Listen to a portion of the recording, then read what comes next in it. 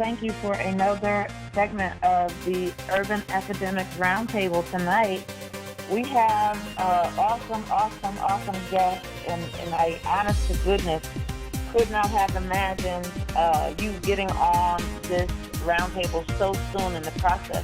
You are actually our fourth guest speaker to take a seat here, and we are extremely excited because, you know, you're way at the top of the food chain. You have been a part of academia your whole life, and you're still learning, and you're still giving, you're still serving, and we need you now more than ever before. And I'm not going to keep going on because I know Kay is the one that needs to introduce you, but I guess we'll let folks come on in. So far we have on the line myself, Patrina Reddick. I'm coming in from Charlotte, North Carolina.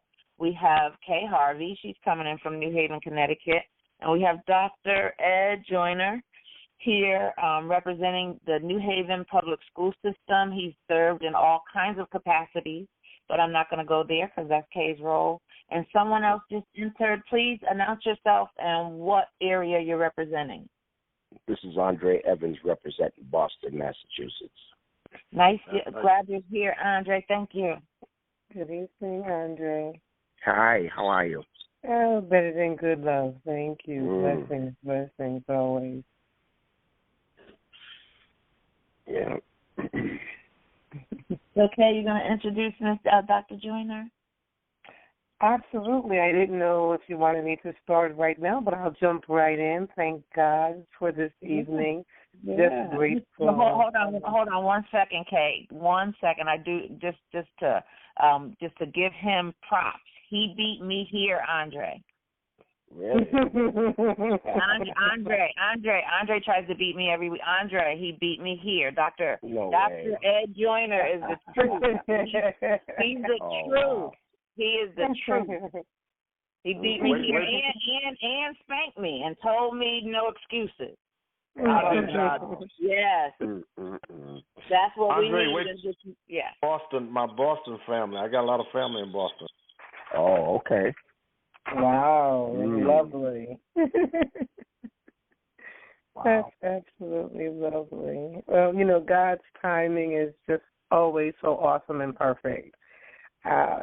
We are just grateful to be able to have in our presence this evening Dr. Ed Joyner.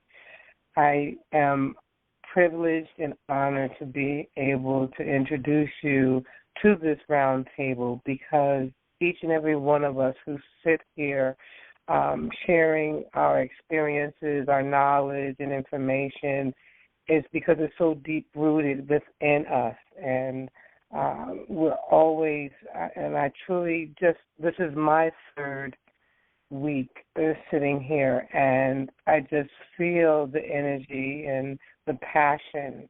So thank you, Dr. Joyner, for giving us your time because we know that you've put in so much, and we are grateful that you have agreed to share your wisdom and your knowledge. So Dr. Joyner began his education career at Hill House High School in New Haven, Connecticut in 1970 and spent the next 35 years of his career as a high school social studies teacher, assistant principal, and college administrator. For 20 years, he led the most comprehensive school reform model in American history. He has worked throughout the United States and the world training educators, parents, and policymakers to improve their collective capacity to educate and develop children. His research interests include leadership, community building, effective teaching, and enhancement student holistic development. He has authored articles dealing with systemic reform and co-authored 6 books addressing child development and large-scale school reform issues. He has also lectured widely throughout the United States, Canada, England, France, and Puerto Rico. Dr. Joyner retired in 2005 as the executive director of the School Development Program at Yale University, where he was also an assistant professor of child and adolescent development.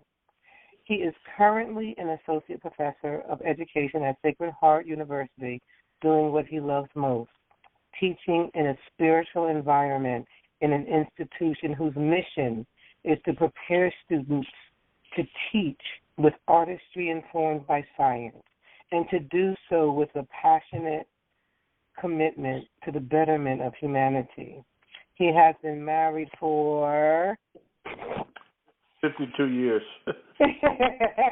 We have to update this. That's okay. 52. I wanted to make sure. 52 years to Shirley Love Joyner, who is an assistant principal for guidance at Hill House High School in New Haven. His children, Monica and Edward II, are also educated in the New Haven schools. His favorite quote is, quote, "To whom much is given, much is required," unquote. Thank you, Dr. Joyner, for joining us this evening. Thank you for absolutely, absolutely. So, Patrina, as the facilitator, I know that you want to give a little more background and then start with the questioning. We'll just open up. We can jump right into the question. You just said that his son Ed Joyner is your son. I did not know that. Now, you know Eddie? Is it the same Ed that I know, Kay? Probably. I'm not sure. Me either. Which school does he work for? What capacity is he in the Board of Ed? He's a youth development coordinator. For which school? Well, right now he's at Hill Central, but he was at Ross Woodward. That's where you know Ross Woodward. Ross Woodward is that's where PMUSH is every summer. Mm-hmm. Well, has been. Well, we've been bounced around a little bit, but just in the way of background, I'm sure. Right? Are you on Facebook? I was. I got off right around November of 2019. Yeah, I got off. So I haven't been out there. I got off real quick. But you probably know him. He just had his 43rd birthday yesterday. Oh, okay. Oh, wow. Okay. Wow. Yeah, he's stocky. He's a pretty big boy, but not fat. He said, but not fat. Well, thank you so much, Dr. Joyner. Dr. Joyner is a wealth of wisdom, so we can chat for hours. I have literally been on the phone with Dr. Joyner all day, and we could go back and forth forever. That is clear. Part of that is because PMUSH, here on this call, and that's what we were talking about earlier. I was explaining to Dr. Joyner that this particular call is a private call. It's a live experience between those of us who collaborate through Urban Academics and PMUSH from different states. And so the bigger event will have a better press release, with all the correct information the right way to make sure we don't miss anything.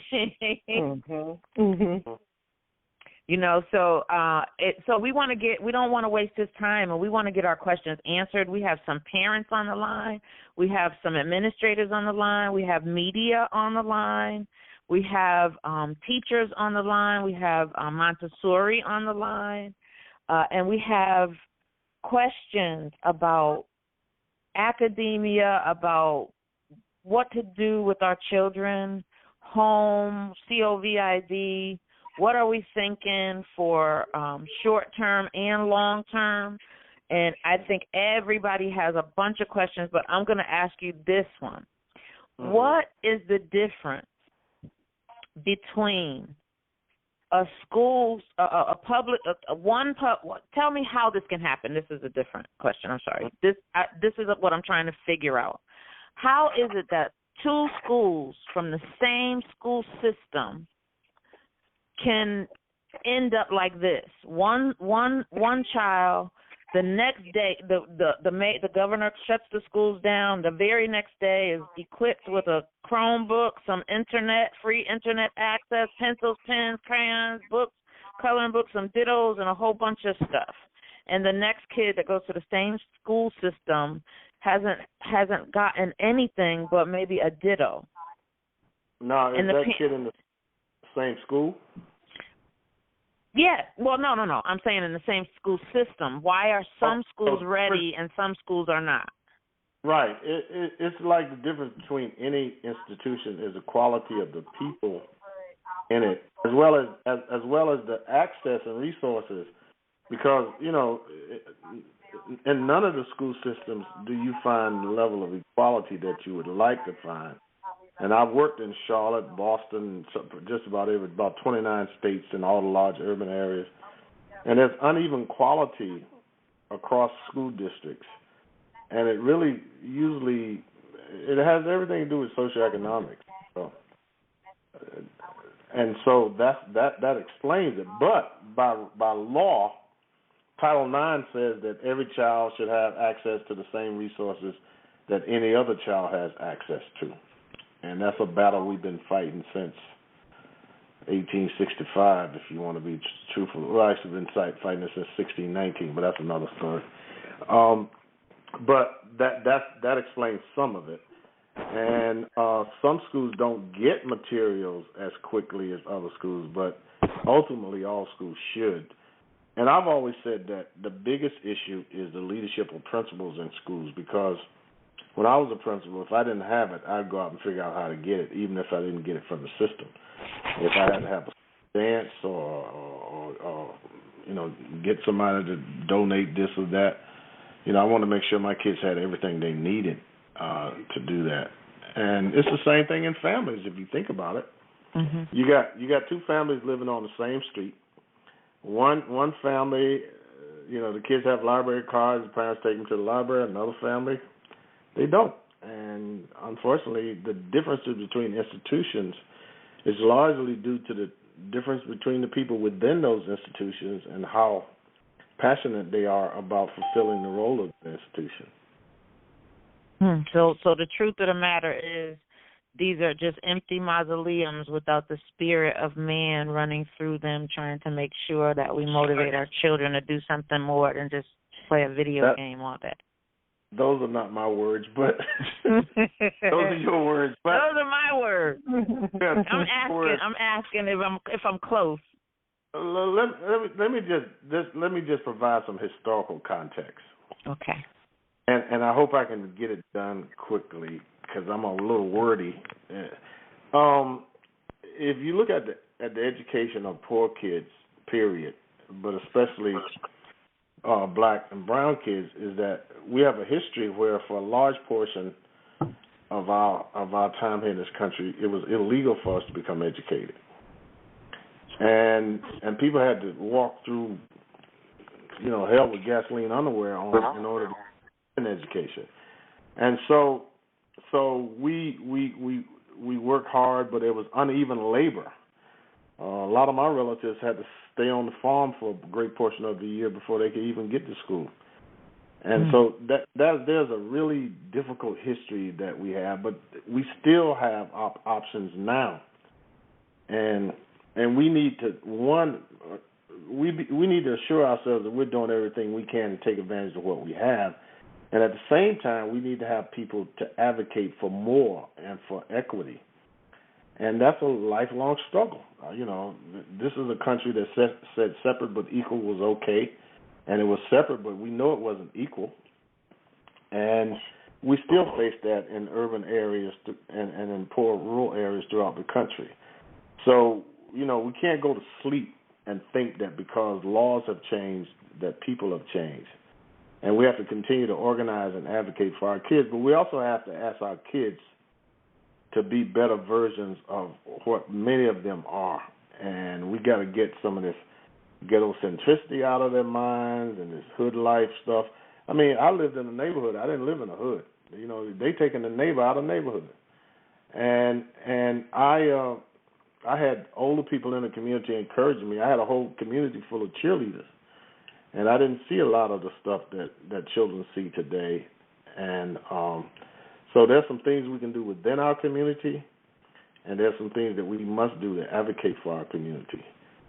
But, you know, our kids, here's what I'm seeing with kids that bothers me.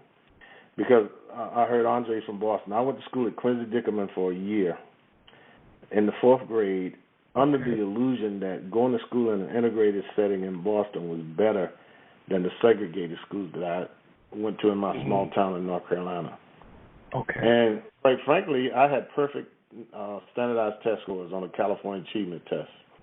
But when I got to Quincy Dickerman, Miss Colich, my teacher, she didn't care anything about that.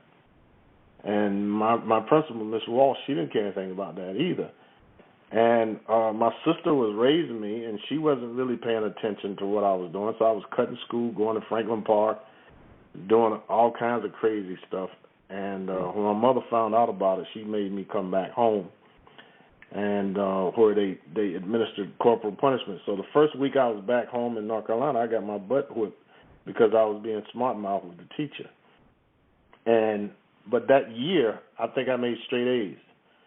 And I was the same student, but in a different environment. I excelled in another environment. I was failing. And had I remained in Boston, I'd probably be dead by now. All of my nephews and nieces, every single one of them are dead. And they were my age or older. Prudence Willoughby, Ronald Willoughby, Joseph Willoughby, all of them are gone, as well as my sisters and my brother. And so it was really a difficult environment. And what we have to do is we have to try to do as much out of school to influence the environment that our kids are growing up in. And then we have to work really hard to make sure that school is held accountable for that. And I think that for the most part, I can only speak for New Haven and other places I've been in, most of the educators I've met really care about kids and they want them to succeed. But unfortunately, sometimes that commitment is not matched. And it's not hard for us to deal with people who don't care about kids because, there are legal remedies we can actually execute and whatever, and we can get rid of people that don't care about kids. But we can't do anything about parents that neglect their kids other than report it. But there's very little we can do about it. And I'm seeing too many cases where there are resources and we don't take advantage of them. And we have to take advantage of what we have, and we have to advocate for more, too. If you're going to buy your kid a PlayStation and you can't buy your kid a computer, that's not a good choice. So we have to separate people who are dying from self-inflicted wounds and people who like that poor young man that was murdered a couple of days ago in Georgia. We have to separate those kinds of people, and we have to make sure we do what we can do. I'm a Southern guy. I'm 73 years old, and I came from a different time. And I came from a time where you didn't act like a victim, even if you were one. You kept moving, and you worked hard, and you were courageous in the face of adversity and whatever. And I heard more positive things about who we were than I'm hearing now. We didn't use the N-word in public, and we didn't call women, the B word rhymes with itch and all that kind of stuff. So there's some things we need to do as well. And I'm telling you because I'm still in it, and I still teach kids, and I tell them the same message. Know who your real heroes are, and you got libraries. You have the internet, you have Google. You can learn anything you want to today if you're willing to put the time in. I have a question too. Okay. This is Pat Solomon. Oh. Can you hear me? I can, yes. Hi. I agree with you, Dr. Joyner. I'm a fan of yours. But there's one piece missing, and that we've not, as a community, have been able to deal with, and that's the fact that we now have babies raising babies who were raised by babies. Yes, so we do. There is a whole, I want to say, disparity that we have created or that has been allowed to fester within our social economic community. I live in the middle of Dixwell. Yeah. And,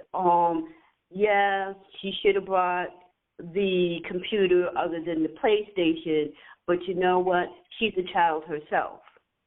Yep. And one of the things that I found lacking My son was raised in New Hallville, went to Lincoln Bassett, et cetera, but we were really active in the not just in the school, but in the neighborhood.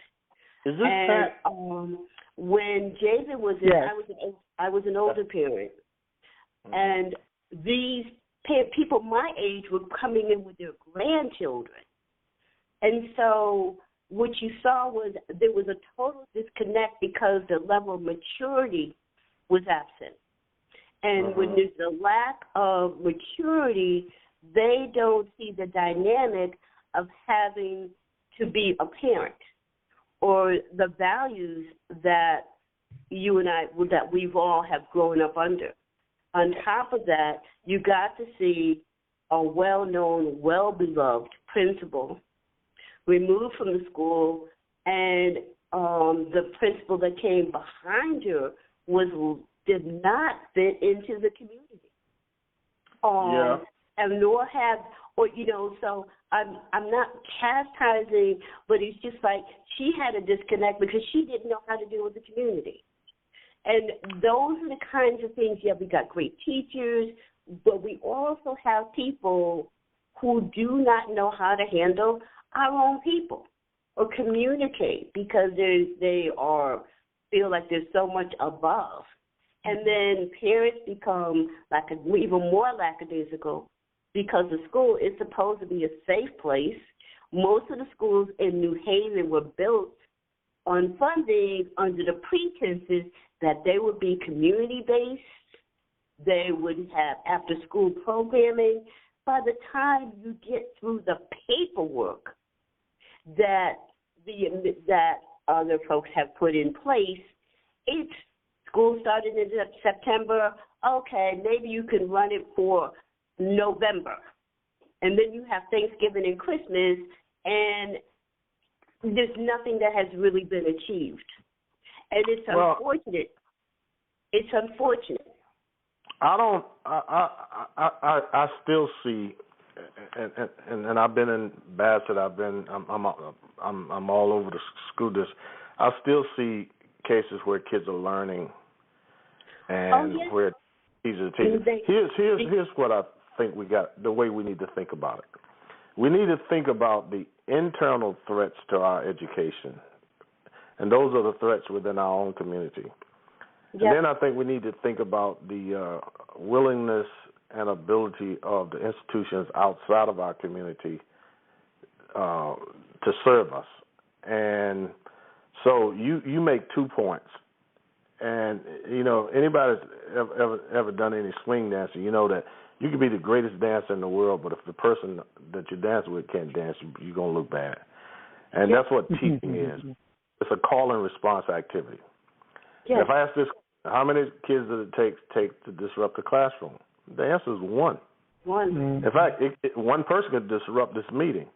And so teaching is such a delicate operation that, we have to have kids come to school with the ability to pay attention, to be respectful, and to work hard. If you just do those 3 things.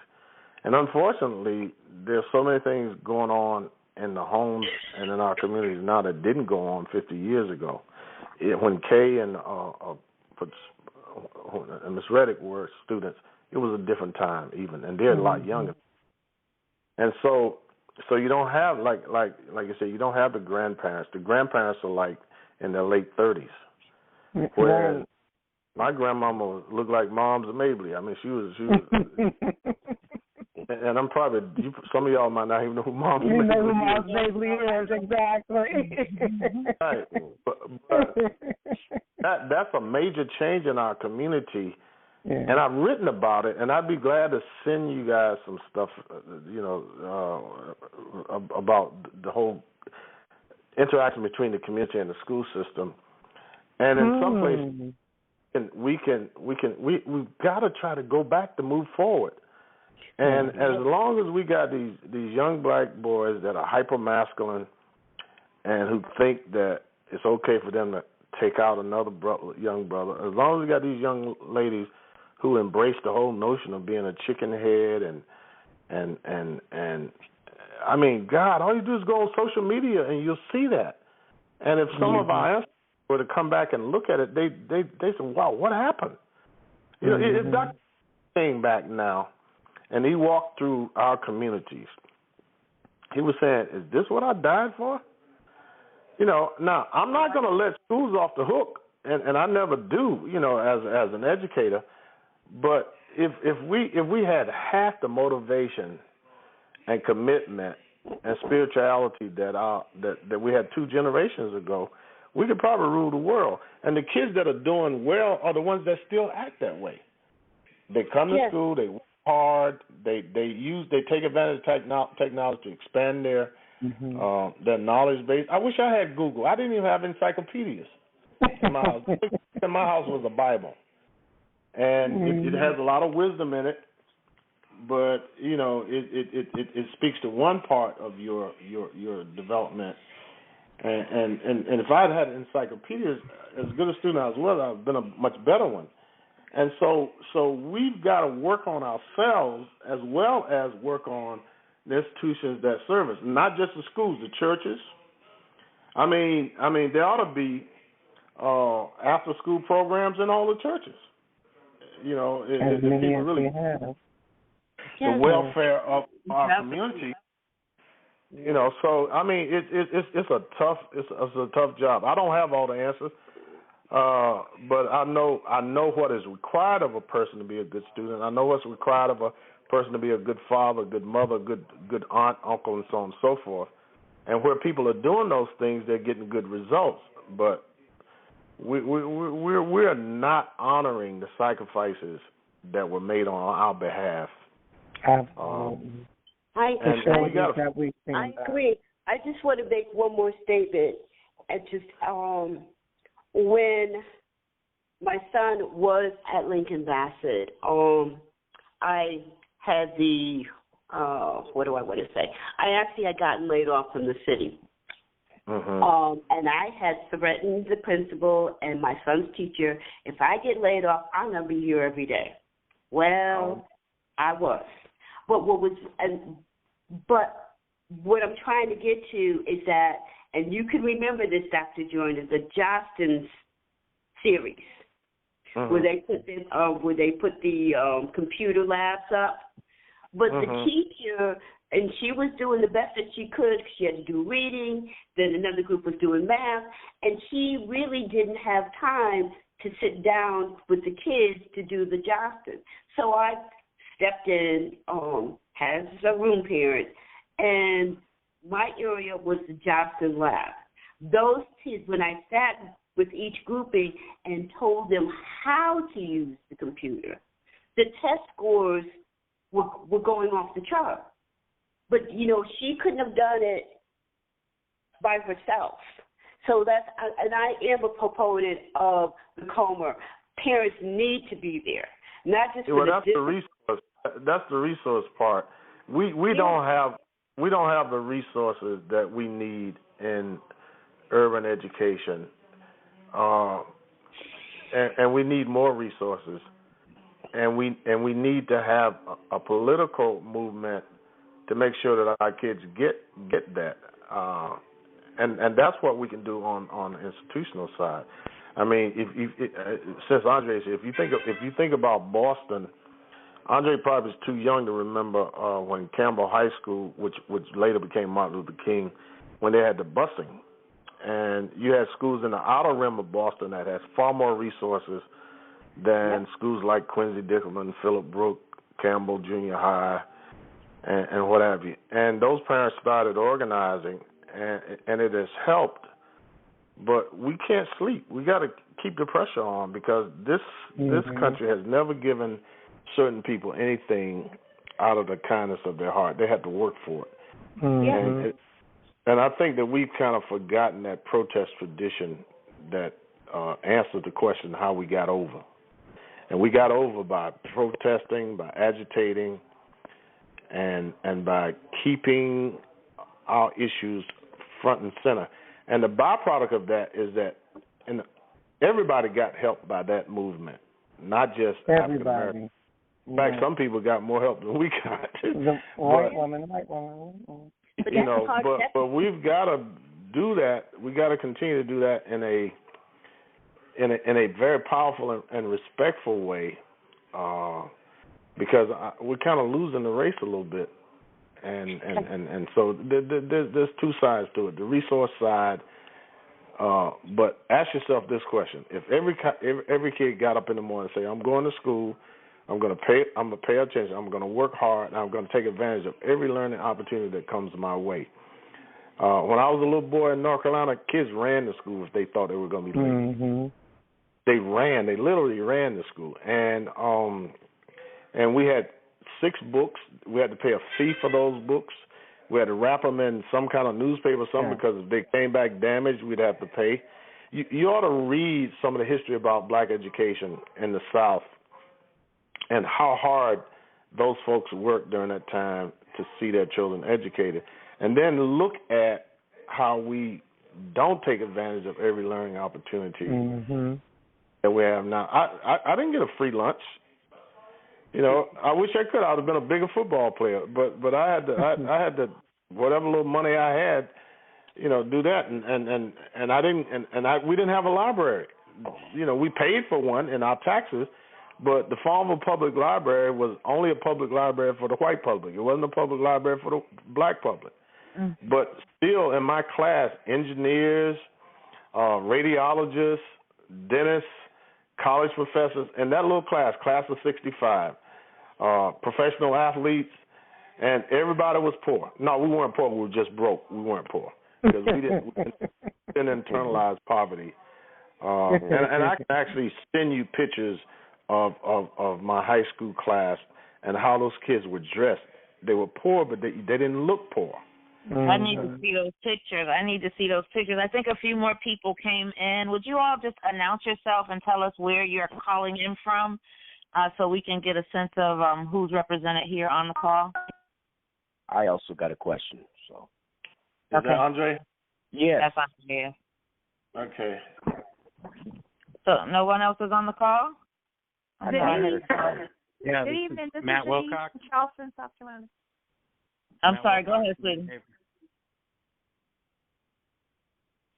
I think Denise Matt just Wilcox got on the from phone. New Haven, Connecticut. Who's that now? Matt Wilcox from New Haven, Connecticut. Oh, Matt. What's up, Matt? Hey there, Dr. Joyner. All right, good hearing from you. I think we have Denise from Charleston, South Carolina. What, did I hear you, Denise? Yes, good evening. Good evening, Denise. Good evening, Hi. everyone. Hi. Denise, I work in schools in Berkeley County.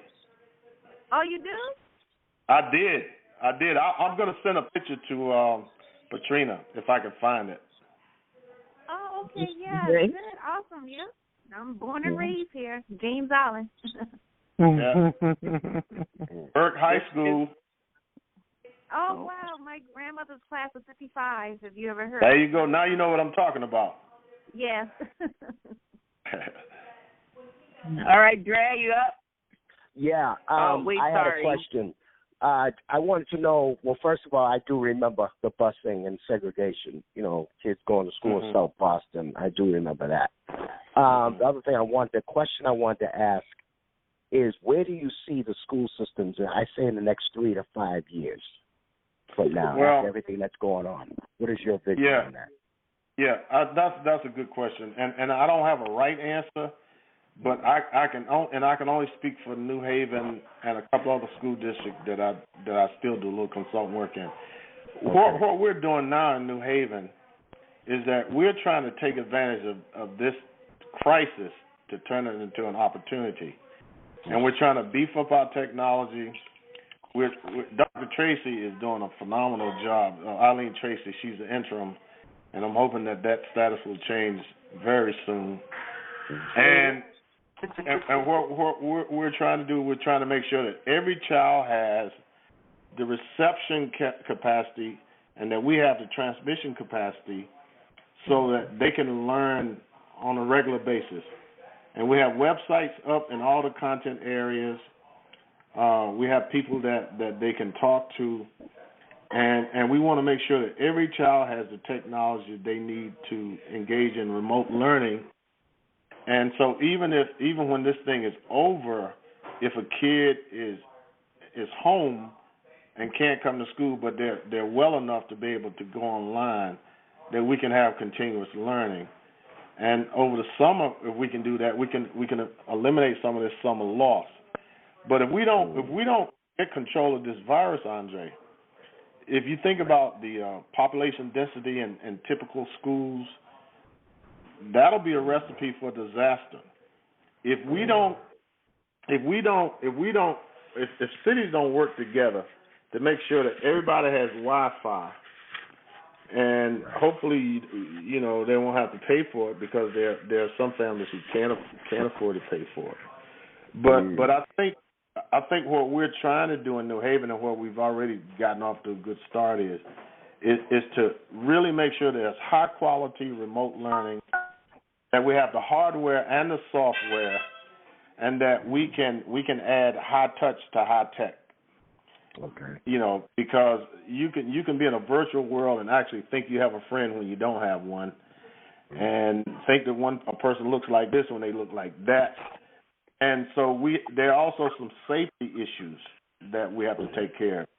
And we're trying to get on that now, and we're trying to figure out what the state of the art is as far as remote learning. And we're re-envisioning what our schools should look like physically, because when you have a virus for which you don't have a vaccine, there's no way in the world that you can get around protecting kids when this thing is like a lethal game of tag and you don't know who's it.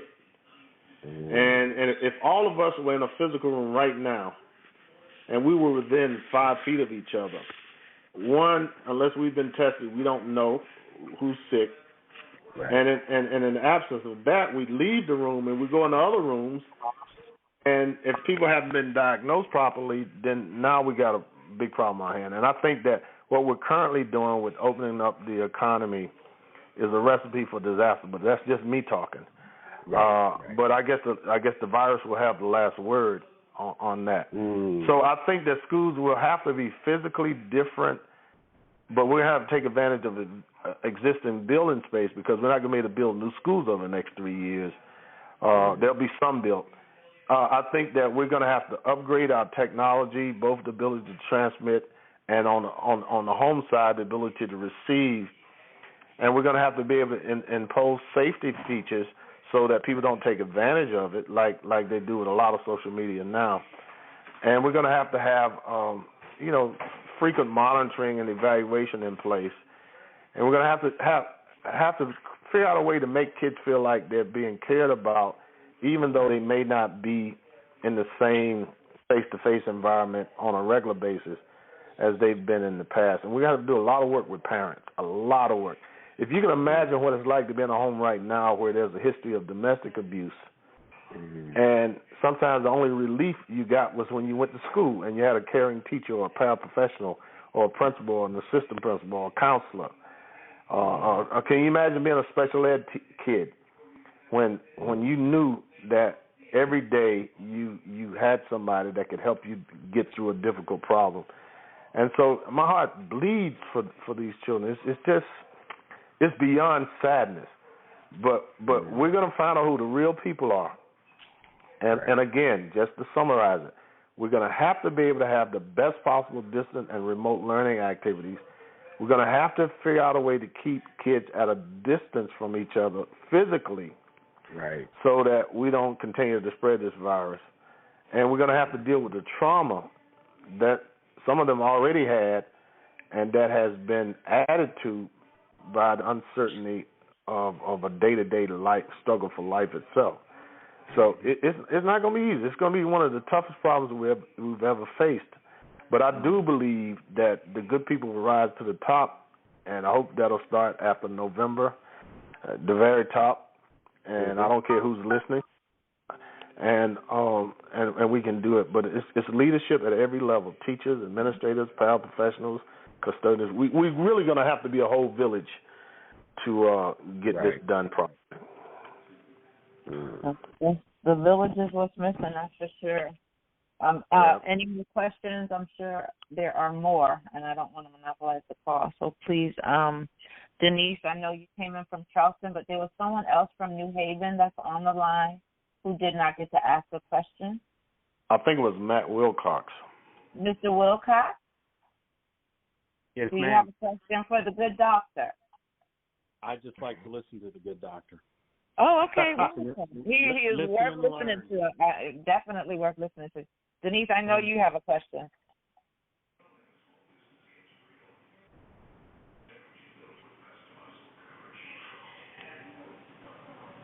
Well, if she's waiting or can't hear me, I have another question. And I guess my question is more around if everything is new, like if this is the new school order or this is the new school review or the new school, how do we protect the new technology environment? I know there were some issues with ransom before and computer stuff before, so how do we safeguard that this go around? And I know that's a tricky question, but I had to ask. We're going to have to improve our ability to filter what comes in and what comes out. And there are software writers who can do that, and of course there are always hackers who it's like an arms race. And we got to be so vigilant so that every time somebody cracks the code, we got something else waiting for them so that they can't get through. And that's really something that's above my pay grade. It's going to be up to the computer scientists to make sure that we have firewalls in place so that nothing nasty can come in and nothing, can go out that's inappropriate. And that parents have clear access to what their children are experiencing so that you don't have the wrong person in the chat room and that sort of. And we've seen examples of that being breached with meetings like the Alders meeting in New Haven recently. And so that really is a scientific challenge. It's a computer software designer issue that we're going to have to keep going, and it's not going to stop. You just have to keep responding to that, and making it harder and harder for people to breach the security. It's really a security issue. I think it's also fiscal. I think it's also a fiscal issue. This is passed from New Haven. It is. Everything has a price. When you look at New Haven and the deficit that they were facing prior to the pandemic, and I so agree with you, Dr. Joyner, and I'm sitting here going, and where is this money going to come from?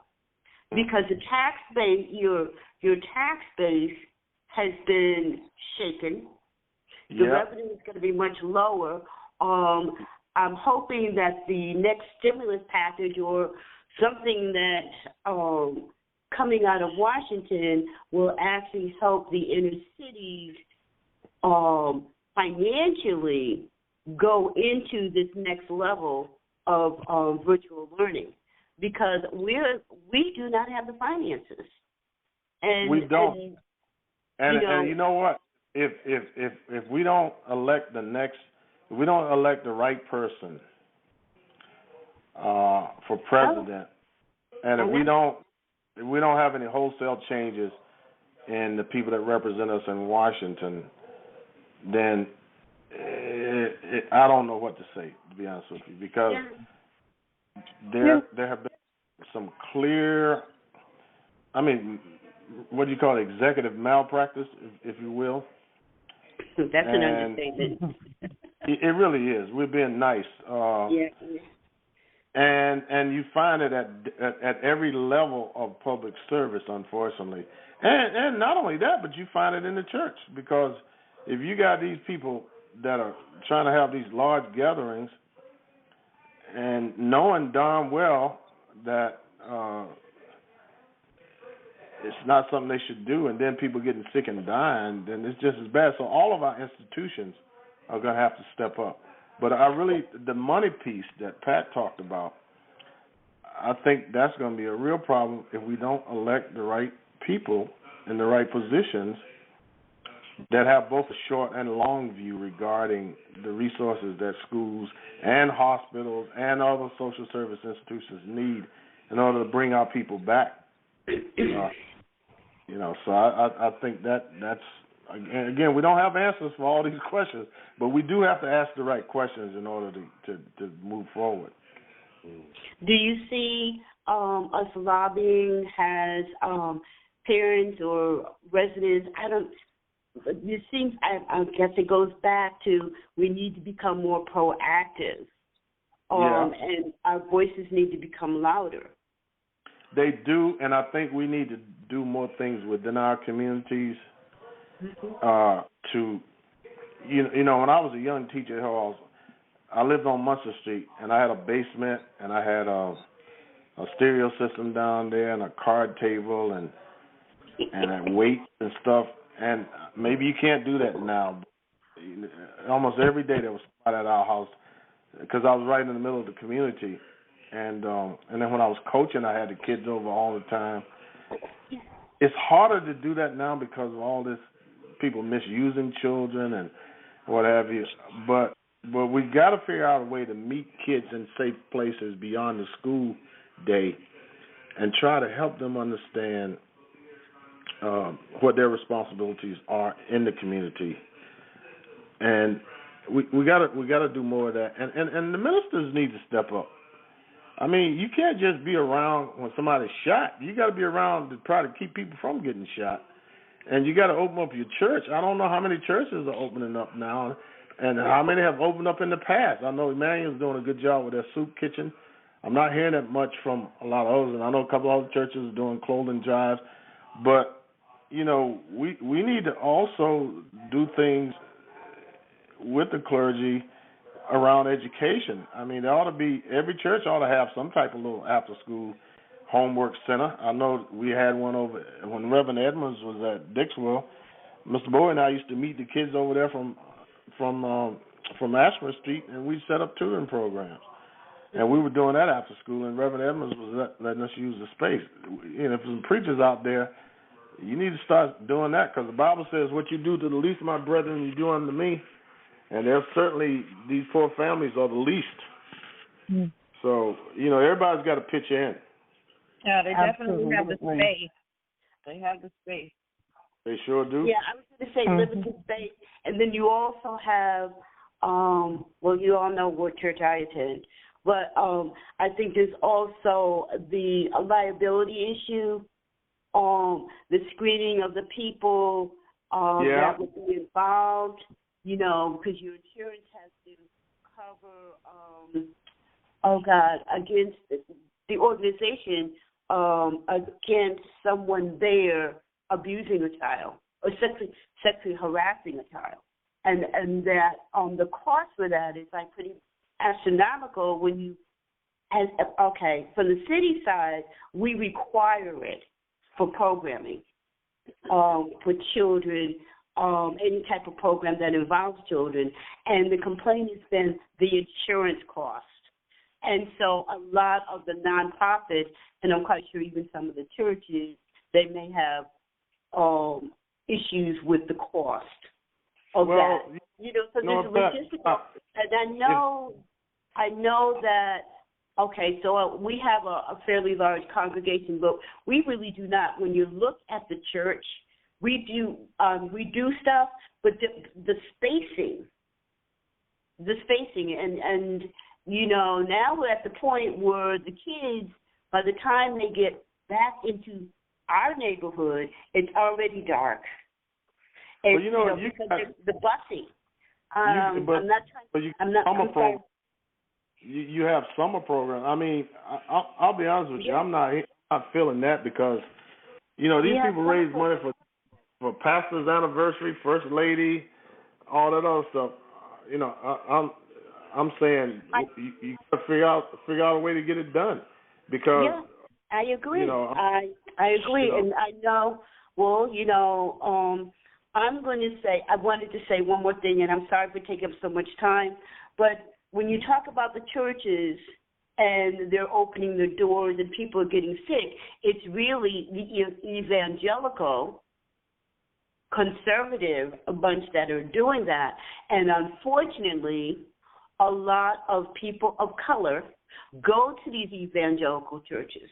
The church in Louisiana was a pastor defied the order. His congregation was brown and black. So, and his wife happened to flash the money because she posted the bail. But you know what? It's so beyond that. They're the ones that put number 45 in office because brown and black communities sat home.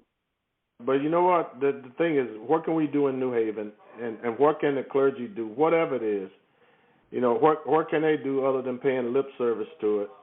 Well, I think even if you adopt a family, you know, there are some clergy that are proactive, Dr. Joyner, and like I'm actually looking at some of the logistical from either the church side or from the municipality side, and realize it will code and statutes and liability. And some of the churches, they may have a congregation that most of the people are giving $1 or $5, and they're trying to keep their doors open. You know, we don't have as many storefront churches in the Dixwell corridor like we used to. I didn't mean to make this a discussion about churches. No, what I'm saying is that, you know, if you claim to do certain things, then you ought to show up. Whatever you can do it. You know. Mm-hmm. I totally agree. One of the things I just wanted to interject. This is Kay Harvey, and I just wanted to interject by listening to all of this dialogue. It's just been wonderful. And what I'm taking from this is that it's the human resources that we're lacking in our community. Because, I mean, I hear you talk about space, but at the same time, Dr. Joyner was saying he did it in his basement. We don't need a lot of space. We just need a space. We just need a body or somebody, you know, to do it. And so as we have these conversations, it's about looking at the human resource in our community and going back to, how we did things in a community. Did y'all see that poem that was that was going around? It was written in 1865 and then reposted in 1919 about the Spanish flu virus that happened, and it talks about how history repeats itself.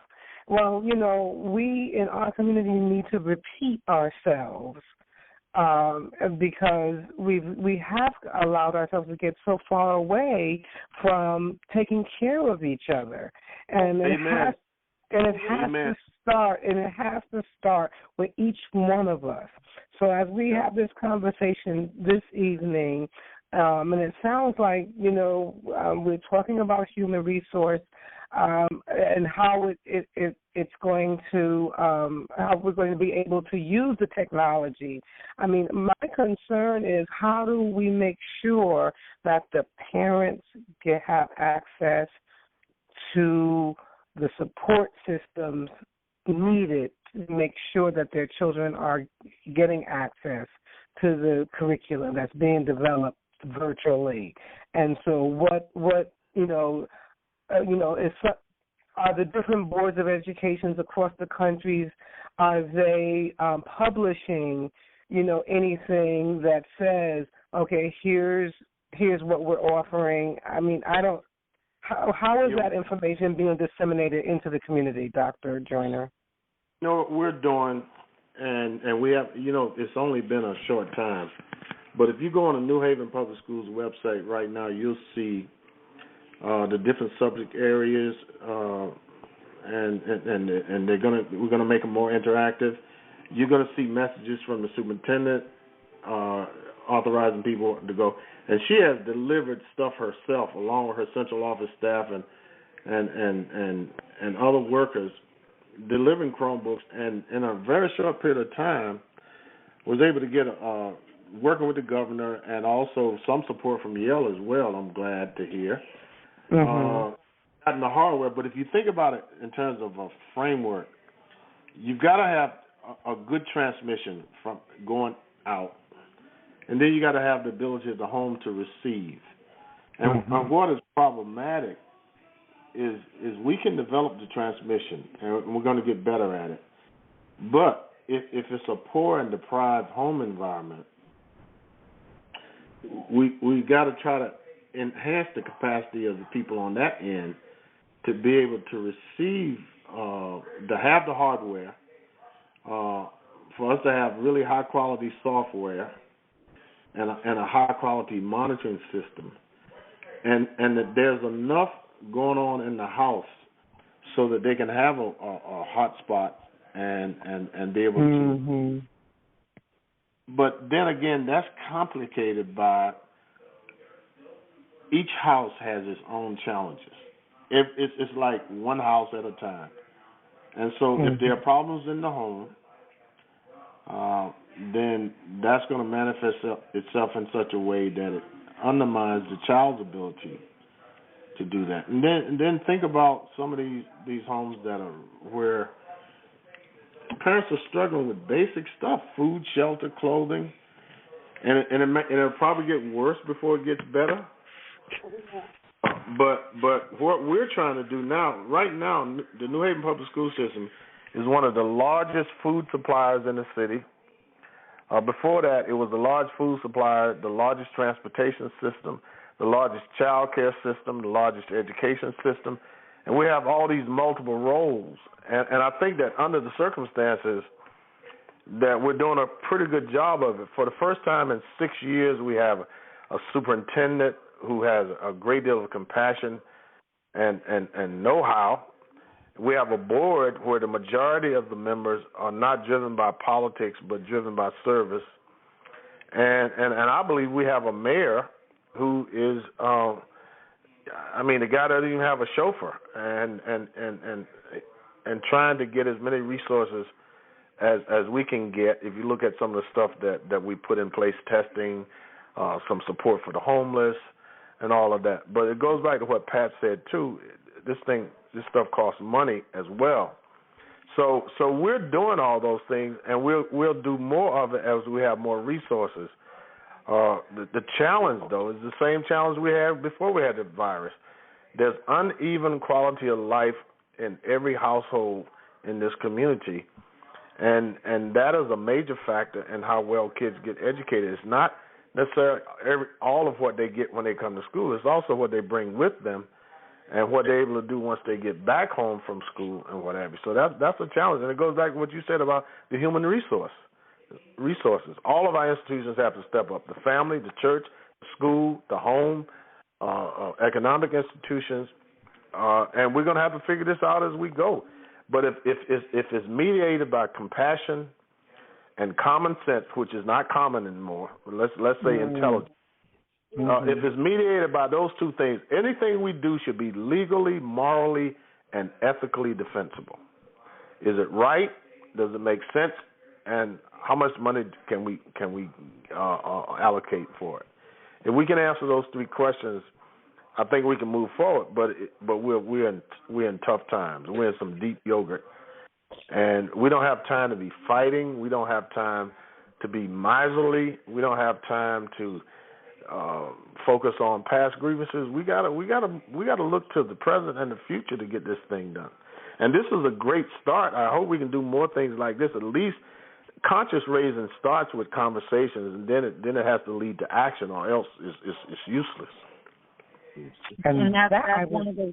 I'm sorry, Kay, go ahead. No, I was going to say that. I was going to ask, what is your take on forums and like this one?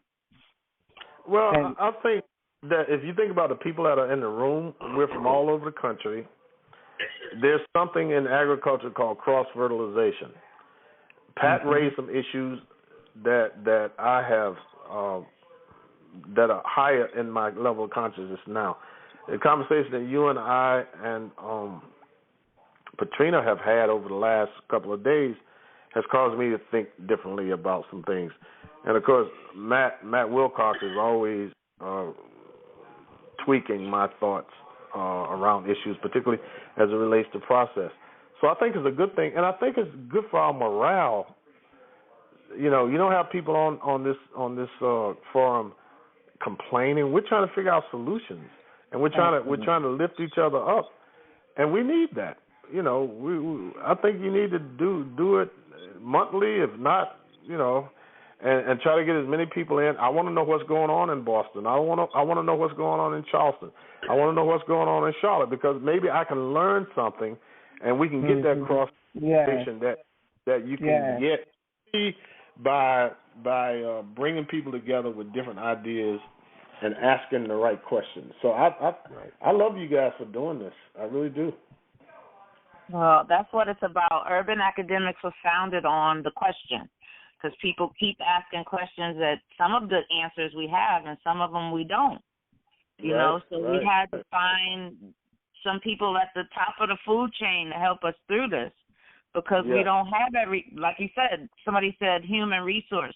That's the same as the harvest is plenty, but the laborers are few. Like, people who, and, I've been doing TMOS for years. I've worked with John DeStefano for years, Dr. Mayo for years. I didn't have the pleasure of working with Garth, but I did begin a relationship with the doctor who was right before Dr. Tracy. So last summer I worked directly with Dr. Tracy, but I met her through the doctor that was dismissed, and so yes, sir. We founded Urban Academics after a collaboration between states on academic tutorial and mentoring. Like, how do we get our children to fall in love with learning? And that's been my life's mission. That's been my life's mission. You know what? There's a psychological principle. The most critical attribute of learning is meaning and interest. If the idea is that you want to teach kids skills so that they can harvest whatever they want, and so the way to do that is to teach them stuff that has some meaning and interest for them. Because I actually had an experiment where I put a lot of different books in the classroom, and the kids were taking them, but they were leaving the ones that they weren't interested in. It's like you go to a restaurant, you only eat the food you like, and we're trying to force feed these kids. In many cases, with some of these boring and irrelevant ideas. But when I first started teaching, we were always trying to connect what we were trying to teach with what the kids were concerned about. And if we do that, you can connect Shakespeare to Ice-T and Dr. Dre if you want to, if you know how to do it, if you're good enough. And so we need to be able to do it. I taught kids what colonialism was by asking them if they knew what a vampire was. And there's some of you guys might know Tom Jones. He went to Hall, graduated around 76, I think. And he'll come up to me right now and he'll tell me what colonialism is, and because he knows it's a political process where people suck the blood out of the country, just like vampires. And so you got to have that imagination. And you also have to ask them. Yeah. If you had a restaurant, wouldn't you ask the customers, how do you like the food? You're teaching. You ought to be evaluating your teaching on a regular basis and saying to kids, what kinds of problems did you have with this, or what was it that we did? And I even did that with college students, and it works. Even this we can evaluate this. What should we do better? What can we do better? And I think if you do that, and if you give kids time to pursue topics of interest and areas of interest, you don't have to force them into doing anything. They're going to be learning it when you're not even around. I think also we need to teach our children our history, the past. Yes, we do, and we need to teach them everybody's history so they can see the combinations of events and movements and what have you, and what is it came together to create the world that we have now. I mean, how is it that a guy could be in this country for 2 generations and feel more entitled than somebody whose father fought in the Civil War? You know, what's as they say on Saturday Night Live, what up with that? You know, how does that happen? You know, who rules this country? Why? Right. You know, I mean, there are all these big questions.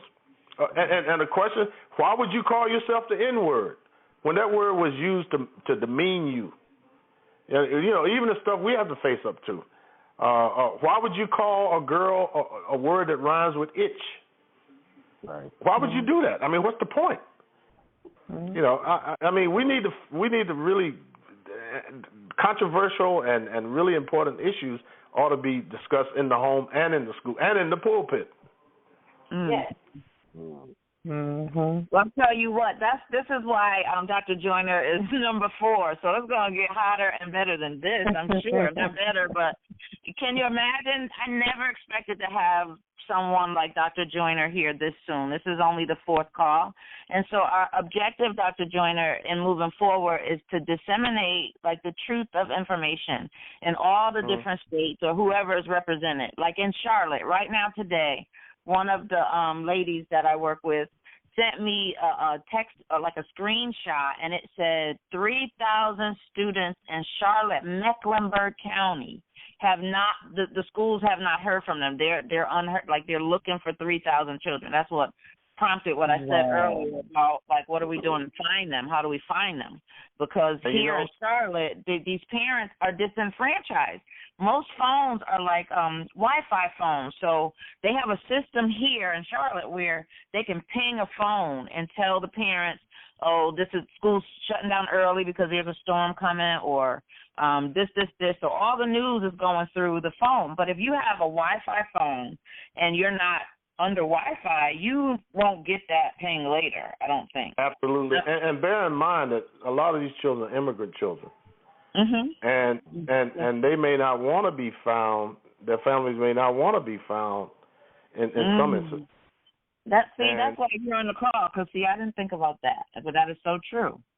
That is very true. It's a whole population that I haven't thought about until this moment. There's a large Salvadoran population in Charlotte, a growing population there. And so that's true in a lot of the large urban areas. And I don't, here's what kills me about, we're supposed to be one nation under God. And if you read a verse in Exodus, you have, the story goes that God says, do not vex or oppress a stranger, for you were once strangers in Egypt. And yet you have all these holy rollers telling, that are anti-immigration. And actually some of the people that are most passionate to support the dispossessed have been, it's the history of the black struggle to try to help everybody. And so those 3,000 kids that you're talking about, there are thousands of them in Dallas, thousands of them in L.A., and there are probably 1,000 in New Haven. But because New Haven has been a compassionate city, and because there are a lot of principals and teachers who are compassionate about our issue, they might be more willing to say, yeah, here I am. But that's a real problem. And it's a test. It's a test of our, either we're going to be hypocrites or we're going to be, we're all hypocrites to some extent, and I'm probably one of the biggest ones. But either that or we're going to try to live what we preach and what we teach. And I hope that it's really a moral issue. If we solve the moral issue, we'll solve the education issue. I agree. I mean, I always wanted it. So for me, I don't like the whole purpose of TMOS is just to make learning simple and fun, just to make it fun, just to have fun while you learn. That's it. It's just really simple. It's a great program. Yeah, and thank you, because we've been around for a long time, and I don't even know how, or I didn't even see the years until like now. Like in 2019 is when I finally realized, like, you've been doing this like all your life. Like, I didn't even know. I didn't, and I did it with a budget, without a budget, with staff, without staff. But I tell you what, when I come to New Haven, I have a building. I have some buses.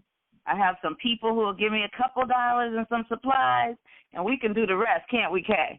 That's right. Yeah. We can do the rest. You know what? With me and Matt on the phone, hopefully you can do more when we see our way clear. Yeah, that's the idea, and we want really. This is what we're talking about. The dialogue that we have here today is so open and honest and pure and real, and we're not. Nobody's like, this is stuff that's real. This is someone who has been in academia for over. You said you've been married for 52 years, so I know your story. So you have been in academia for at least 48 of those years? Well, you know what, I started teaching. Before that, because you had to go to school and college and all of that, but I mean like professionally, when you got your first check, it came from academia. Yeah, I started teaching when I was about 12. But what I would do... Wow. That's see, you got to understand that in the historically black schools, we didn't have a sub-budget. So let's say if a first grade teacher was out and you were a really good student, you would go down there and take the class. And again, I'm going to send you. I'll send you some pictures from my yearbook. And so if you were a 10th grader or a 12th grader, you might take a 9th grade class. If you were a 7th or 8th grader, you might take a 1st or 2nd grade class. And so you know, I started teaching at a very early, and I taught Sunday school at Macedonia Baptist Church, and the same little kids that I taught, I also created a little football team, so I was coaching them too. And so it is something that I love, and I think it's the only train out of the station as far as poverty is concerned, unless you're gonna do something illegal, and that's a short-term proposition, because everybody I knew that went into illegal stuff eventually got caught, or either they became their own best customers. So, you know, so that's something. But I started teaching in 1970, so that's a long time. That's a lot of time, and you've served in so many different capacities. The wealth of information, the wisdom, the knowledge, the inner workings of all of it, like. I know we're over 10:30, and we try to keep these calls to an hour, but they rarely go over at like right at 10:30. So I have one more good question. I think I just want to ask you, like, when did you go through a period of time where it was so dark, you knew you were either going to end up on the top of the world or this could be it? Well, I call those crossroads experiences, and you know, you get to a point where you keep going forward, you go back, you go left, or you go right. And I think what happened was, I think I told you, I was born out of wedlock. And my father adopted me. My father that raised me adopted me when I was 6 months old. He actually was wooing my mother when she was pregnant by another man with me. And so he raised me. He was a lot older than my mom. My mother had her issues, and he hung in there, raised me. And so when I graduated from high school, I went to college at Elizabeth City State University, and I didn't want to come back home and work in the tobacco fields. I couldn't handle that anymore. And so when I shared that with him and my mother said, well, you can go to Virginia and you can get a job working in construction. I said, well, I don't know anybody in Virginia. She said, well, your father's in Virginia. I said, no, my father's here. So that was when I found out that my biological father was a person that I had never met. And being a curious young man, I'm not going to abandon my dad, but I wanted to see who this guy was. And I had a lot of questions for him. And so I went to Newport News, Virginia. I got a job working at Hampton University as a construction worker, and I was staying with him and his wife. And when I got my first couple of checks, I didn't know too much about the banking system, so I asked them to hold them until I could go set up a bank account. And so he when it was time for me to get the checks, he told me he had spent the money. so I said, well, wait a minute. I mean, you ain't never done nothing. I don't need you, but you never did anything. You knew I was in school. You didn't try. And then I'm giving you money. You take it. And so I had to. I couldn't go back to school the first semester. And I don't know if Andre is still on the phone, but I went to Boston. Yeah, I'm still here. Yeah, I went to Boston to stay with my brother, and I got a job at Northeastern. Yeah. Yeah, and then had a real bad experience with my brother because he really wasn't my brother, but I thought he was, and I ended up having to stay with my cousin on Holborn Street. It's right off of Blue Hill Avenue near Lawrence. Mm-hmm. Yeah. And so I wasn't going to go back to school. I was going to join the Air Force. And my cousin Cedric White, who was more like a big brother, I was staying with him and his mother, and he kept on me about going back to school. And he said, we don't quit, man. You just, you had a bad experience. Just go back. And the best revenge is to do well. And so I went back to school, and that was that dark period. I was 19 years old. Wow. It was during Vietnam was kicking up, and I certainly didn't want to do that. But I was going to join the Air Force, but instead I went back to school. And then when I went back to school, the second semester, I met this beautiful young lady that's in the other room now, that's married, and she came from a very it was almost like a model home. She was the youngest. Her father was a highly respected person. Her mother was just like salt of the earth. And I got a chance to look at a family and know what it should be like. And I had a great role model in the father that raised me in terms of how to be a daddy. And that was it. And when I became a teacher, any kid that I taught that had an experience like that, I had a special place in my heart for that kid because I know what it's like to live in a home where there's a whole lot of chaos, and you're still trying to figure out how to become grow up and become a responsible adult. And so I tried real hard to do a little extra for kids like that. And some of them are in their 60s now. And my favorite was a young man named Larry Farmer. He passed away, but he was homeless before it was even in the American vocabulary. And his mom had a lot of problems, and so he quit school, and he was selling ice cream at Gulf Street in New Haven. And I went out there and got him. I said, Larry, you got to come back. I said, because you can't sell this stuff in the wintertime. And, of course, he came back to school, graduated, got him into junior college, Middlesex, and then he went out to Drury College in Kansas. He didn't graduate, but he had a great job.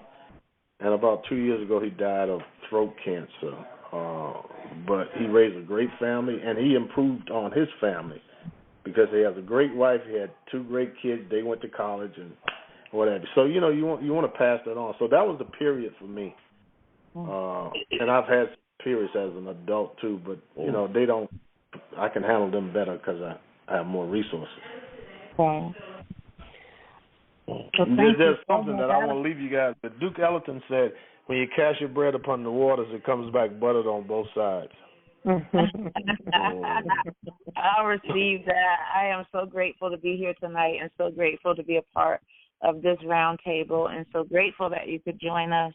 And I will definitely send you raw copy of it so you can listen to it again. I'll send you raw, unedited a copy of it before it goes live to the rest of the world. But for tonight, we're just around in our little circle of PMOSH, which is Boston, Massachusetts, Charleston, South Carolina, Charlotte, North Carolina, New Haven, Connecticut, and Phoenix, Arizona.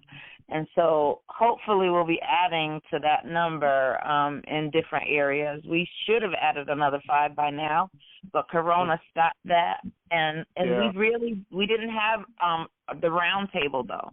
The roundtable came out of the Corona pandemic because we didn't know how to get the information out. So I've been writing blogs little information from the U.S. Department of Education, and then those around the table have been choosing people to be a part of the roundtable. So, Kay, thank you so much. This was a real thoughtful conversation, but not only that, Dr. Joyner, you're not afraid. Nah. You're not scared. Nah. You're not afraid, and that just gave me a whole nother burst of energy. So, here we go. That's great. Most people are afraid of their own shadow. I know. I'm gonna be sending you guys some stuff too. I think it's only a little stuff, but it's stuff that I've done with schools and kids that might help. I was the author of the Ebony Jet Guide to Black Student Excellence. So if you Google that, nice. But I got some materials I could send you, so I'll send it to you and Kay, and then hopefully it'll get to Andre and absolutely and other people on this, because I have a soft place in my heart for Boston.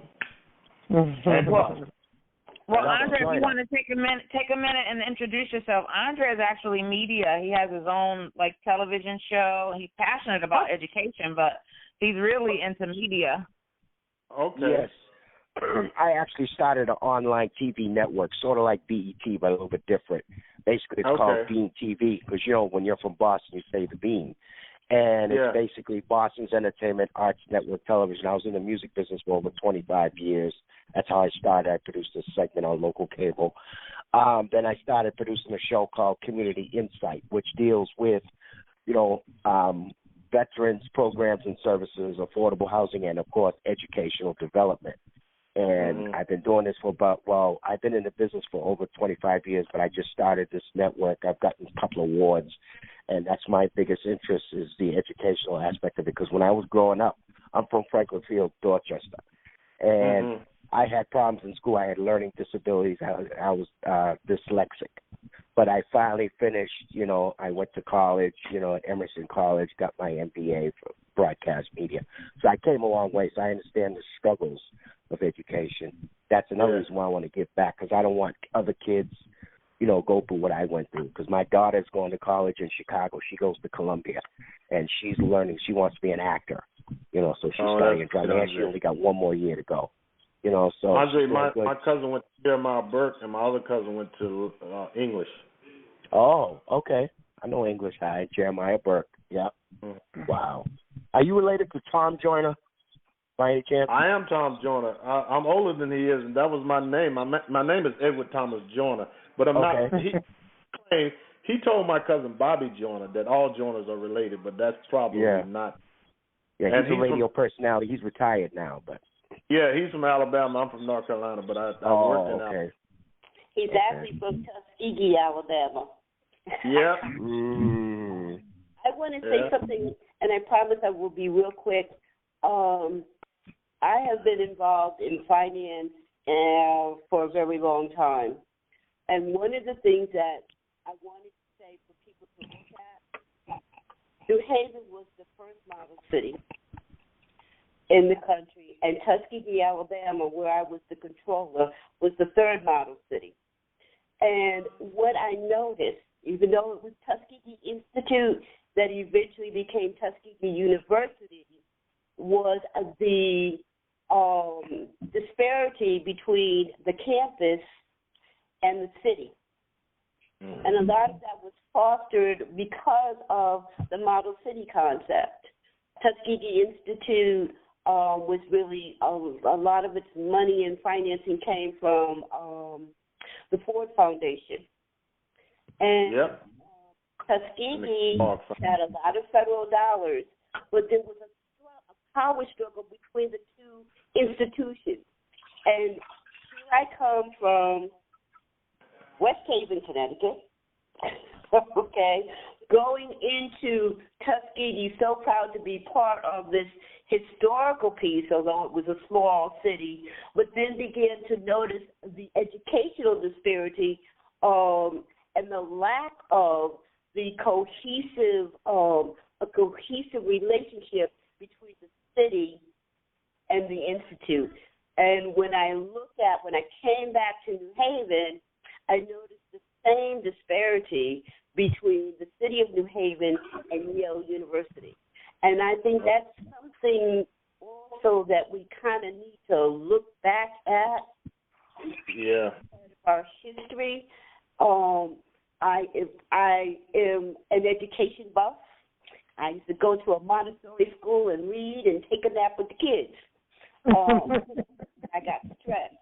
But it's just, so I look at it from a financial perspective and the educational piece and how do we do this. But I think we also, what I'm taking away from this is how I need to be more observant of how the educational system is being funded. And in Charlotte, you're talking about 3,000 kids. I came home I was in New York, came home late on the train, and was riding through New Haven to get home and saw the movement of the children in the shadows. And I was talking to the person in the car saying, where are these kids? Where are they coming from? Where are they going? And they had their backpacks. They were homeless.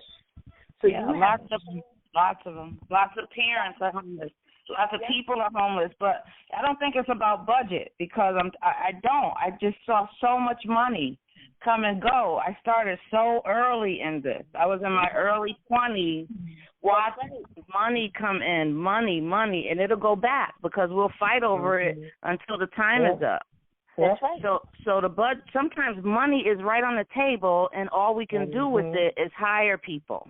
All you can do is get more bodies. And so one of the things Dr. Joyner said earlier was it's all based on the quality of who is in there. If you just got people who just have a job but don't really work, that's not right.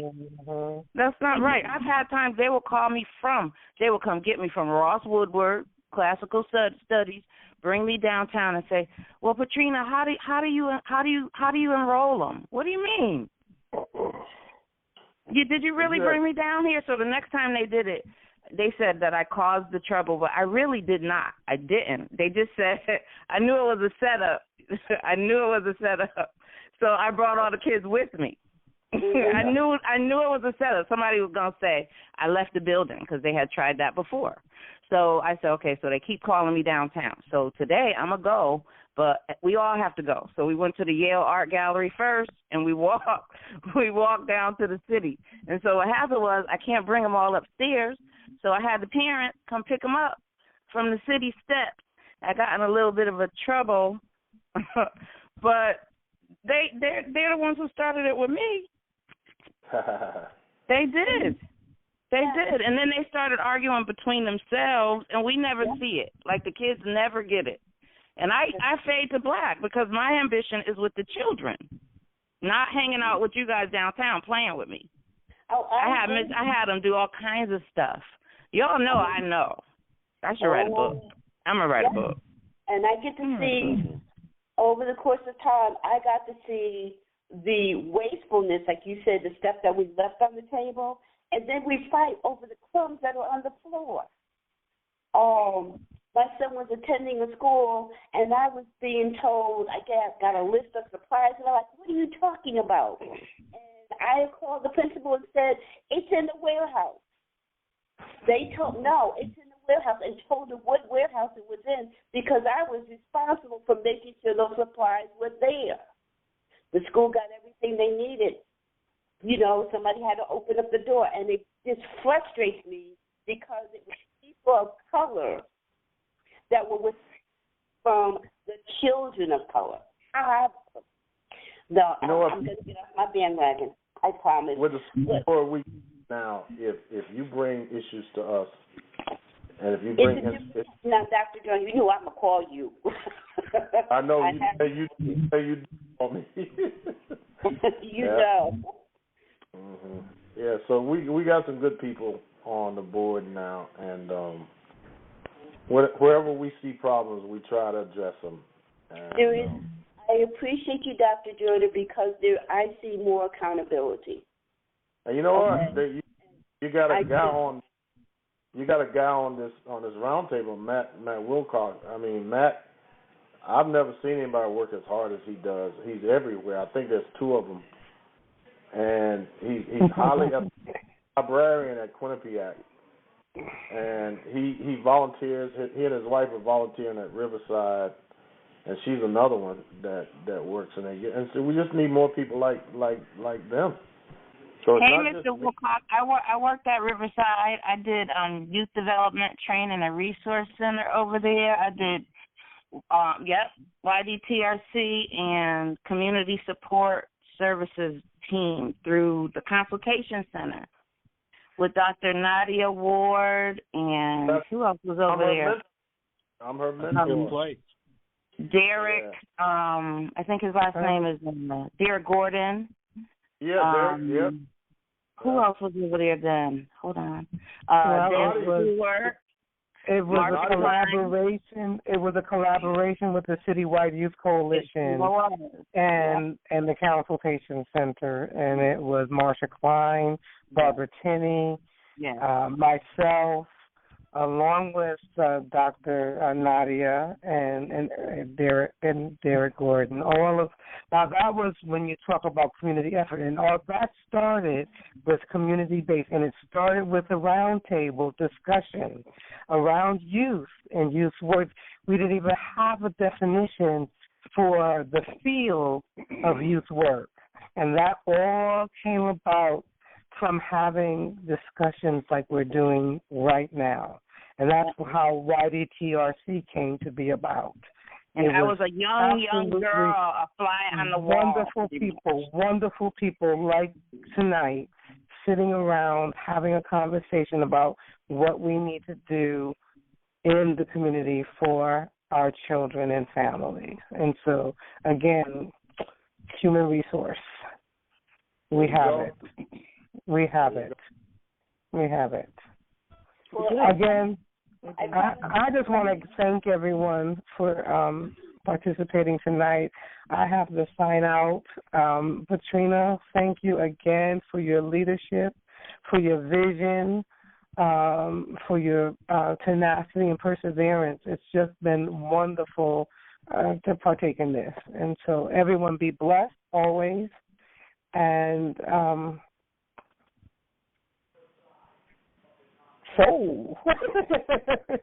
good night. With that, we are adjourned. It is 11 o'clock. Good night. Thank you, Dr. Joyner.